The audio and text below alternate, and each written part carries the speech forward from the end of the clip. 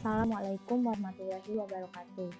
Saya Cantika Tri Inaya dari kelas 4 RM akan menyampaikan materi dari tugas kedua saya, yaitu dari mata kuliah Cloud Computing. Konsep grid. Konsep grid merupakan judul materi yang akan saya sampaikan. Pertama-tama, pengertian dari komputasi grid. Komputasi grid merupakan sebuah aplikasi pelanggan di jaringan komputer atau network. Hanya saja tidak seperti jaringan komputer konvensional yang berfokus pada komunikasi antar piranti atau device. Aplikasi pada grid computing dirancang untuk memanfaatkan sumber daya fundamental dalam jaringannya. Dalam buku The Grid, Blueprint for Unit Computing Infrastructure, dijelaskan bahwa yang dimaksud dengan komputasi grid adalah infrastruktur perangkat keras dan perangkat lunak yang dapat menyediakan akses yang bisa diandalkan, konsisten, tahan lama, dan tidak mahal terhadap kemampuan komputasi mutakhir yang tersedia. Oleh karena itu, komputasi grid ada sekelompok komputer yang terhubung secara fisik atau melalui jaringan atau dengan internet untuk melakukan tugas khusus bersama, seperti menganalisis data, e-conference, dan memecahkan masalah yang kompleks. Grid adalah bentuk atau komputer super virtual yang menyediakan aplikasi tertentu. Ukuran grid dapat bervariasi dari jaringan perusahaan kecil hingga besar. Selanjutnya, konsep grid computing. Teknologi ini menjadi jawaban untuk menyelesaikan pemrosesan data besar yang ideal untuk menjelaskan bagaimana komputer berbeda dalam satu wilayah jaringan yang sama, dapat terbagi sumber daya yang dapat mengubah komputer menjadi superkomputer. Konsep komputer ini bukan hal yang baru. Para praktisi komputer terus menyempurnakan penggunaan teknologi ini dengan konsep sumber daya terpisah. Beberapa hal yang menjadi fokus dari teknologi dapat diketahui dari bagian sumber daya komputer, seperti meliputi CPU, Central Processing Unit, berperan sebagai pengarah data lokasi berbeda. Seterusnya, RAM menjadi media penyimpanan data sementara dan hard disk untuk media penyimpanan yang permanen. Pengaturan dapat diatur oleh aturan standar tersebut yang disebut dengan protokol untuk membuatnya lebih mudah untuk digunakan oleh perusahaan dan organisasi pengguna. Bentuk lain dari komputasi terdistribusi ini adalah cloud computing, di mana sumber daya dapat menangani beban kerja distribusi dalam jangka yang panjang.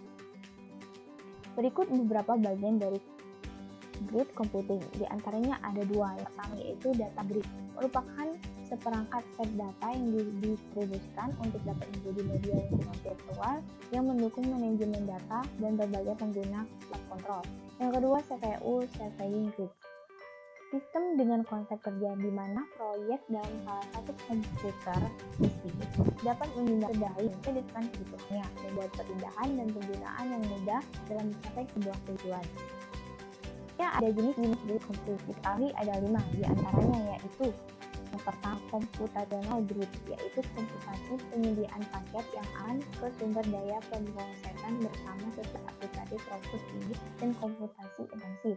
Yang kedua, ada data grid, yaitu menyediakan infrastruktur untuk mendukung penyimpanan, penanganan, publikasi, dan manipulasi data dengan volume yang besar, dana disimpan di dalam database dan sistem file yang heterogen.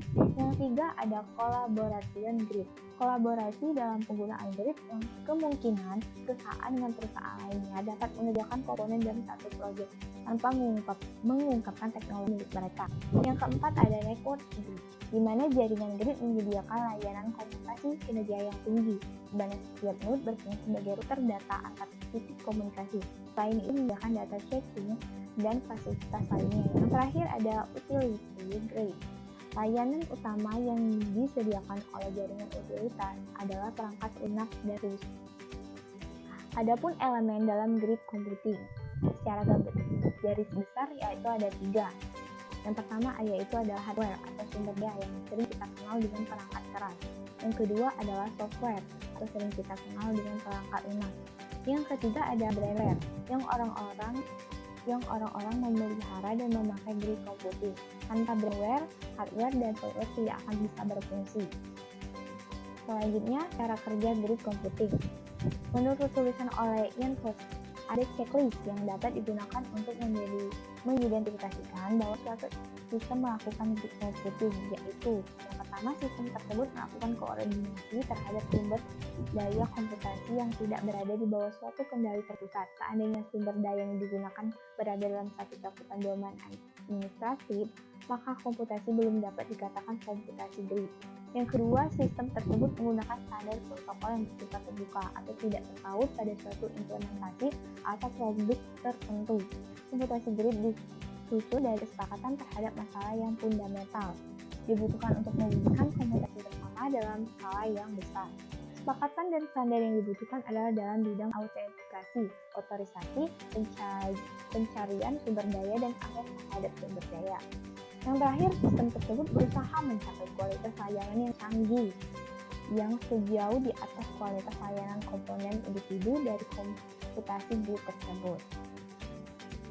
Adapun kelebihan dan kekurangan komputasi grid. Kelebihan yang pertama yaitu Rutherford dari CPI dan storage tersedia ketika idle. Kedua, komputasi simulasi yang menyelesaikan masalah dapat berjalan lebih cepat dan mencakup domain yang lebih luas. Ketiga, full dari aplikasi dan pustaka standar, akses terhadap model dan perangkat berbeda, metodologi penelitian yang lebih baik. Keempat, akses terhadap sumber data global dan hasil penelitian yang lebih baik. Seterusnya, kelima, ukuran dan kompleksitas dari masalah mengharuskan orang dalam beberapa organisasi berkolaborasi dan sebagai sumber dari komputasi, data, dan instrumen sehingga mewujudkan bentuk organisasi yang baru yaitu virtual organization. Yang terakhir, organisasi virtual sebagai hasil kolaborasi memberikan beberapa keuntungan lebih lanjut, di antaranya sumber daya dan orang-orang yang tersebar. Seterusnya dihubungkan oleh jaringan melintasi domain-domain admin dan berbagi sumber daya untuk tujuan bersama. Dinamis, toleran, tidak ada batas-batasan geografi. Adapun kekurangannya, yang pertama yaitu manajemen institusi terlalu birokratis menyebabkan mereka enggan untuk merelakan fasilitas yang dimiliki untuk digunakan secara bersama agar mendapatkan manfaat yang lebih besar bagi masyarakat luas. Yang kedua, masih sedikit sumber daya manusia yang kompeten dalam mengelola grid computing. Contohnya, kurang pengetahuan yang mencukupi bagi teknisi IT maupun user non-teknisi mengenai manfaat dari grid computing itu sendiri.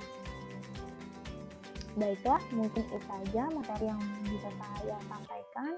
Kurang dan lebihnya saya mohon ampun. Kepada Allah saya mohon. Wabillahi taufiq wal hidayah. Wassalamualaikum warahmatullahi wabarakatuh. Terima kasih.